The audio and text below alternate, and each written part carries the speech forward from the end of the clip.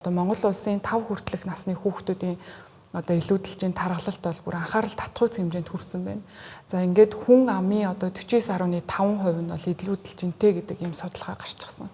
За дараа нь чихэрлэг ундааг одоо өдөр тутамдаа хэрглэж байгаа одоо хүүхдийн одоо тархалт нь бол энгийн хүүхдээс 2.8 дахин илүү одоо байна.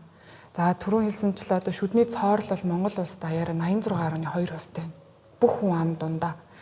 Хүүхэд дээр 6 насны хүүхэд дээр бол 96% байгаа.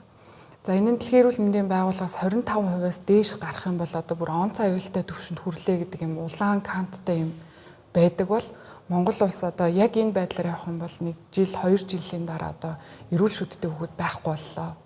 За ингээд эрүүл шүдтэй хүүхэд байхгүй болоход бидний одоо мөрөөдөд байгаа эрүүл одоо нийгмийг бүтээх гэдэг 20 жилийн дараах эрүүл нийгэм яг одоо энэ байдлаар бол ингээд эргээгээд л нөгөө эмнэлгүүд маань ачааллаа даадгүй нэг эмчтэр одоо ирэх өвчтний том маш олон эмчнэр маань ачааллаа даадгүй ийм нийгэм байсаар л байх гэдэг.